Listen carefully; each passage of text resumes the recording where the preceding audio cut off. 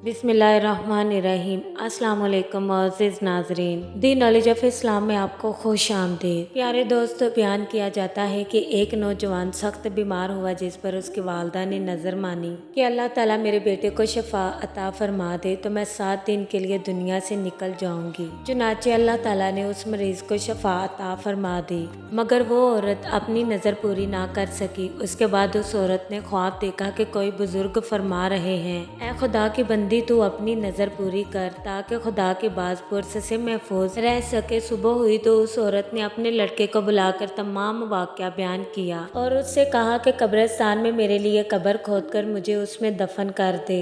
चुनाचे लड़के ने अपनी वालदा के हुक्म की तामील की और उसे जिंदा ही दफन कर दिया। और उस औरत ने कब्र में दुआ की कि ऐ मेरे परवरदिगार, मैंने अपनी वुसअत के मुताबिक अपनी नज़र पूरी कर दी, अब तो मुझे कब्र की आफतों से महफूज रख। इतने में क्या देखती है कि उसके सर की जानिब एक रोशनदान है। उस औरत ने रोशनदान में झांका तो एक बाग नजर आया जिसमें 2 औरतें मौजूद थी, जिन्होंने उस औरत को आवाज दी कि बीबी हमारे पास चली आ। खुदा की कुदरत से वो रोशनदान कुशादा हो गया और जिससे निकलकर वो औरत बागीचे में उन दोनों औरतों के पास जा पहुंची। और वहां पहुंचकर उसने देखा कि बाग में एक पाकीज़ा हौज है जिस पर वो दोनों औरतें बैठी हैं। उस औरत ने उन दोनों के पास पहुंचकर उन दोनों को सलाम किया, लेकिन उनमें से किसी ने उसके सलाम का जवाब नहीं दिया। उस औरत ने उनसे पूछा कि तुम तो अभी बातचीत कर रही थी, आखिर मेरे सलाम के जवाब से क्या मान्या पेश आया। उसको उन दोनों औरतों ने जवाब दिया कि सलाम तो अतायत व बंदगी है और हम यहाँ इससे रोक दिए गए हैं।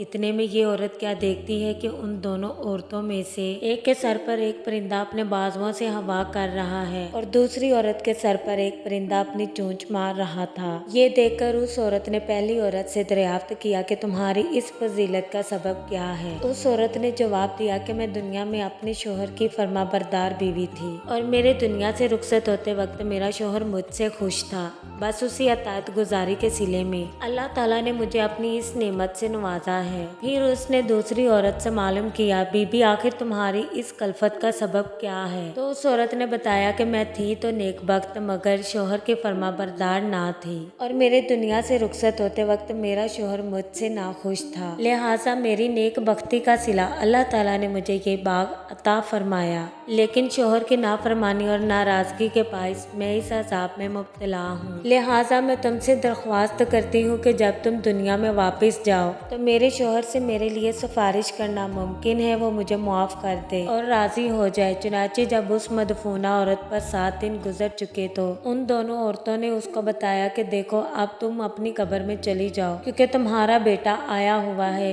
इस बात को सुनकर उस औरत ने अपनी कब्र में आकर देखा तो मालूम हुआ कि उसका लड़का कब्र खोद रहा है। फिर जब वो लड़का अपनी वालदा को लेकर घर पहुंचा तो खबर मशहूर हो गई कि फलां औरत अपनी नजर पूरी करके कब्र से निकल कर आई है। इस खबर को सुनकर जोक लोग इसकी मुलाकात को आने लगे, जिनमें उस औरत का शोहर भी था जिसने उस औरत से अपनी सिफारिश की दरख्वास्त की थी।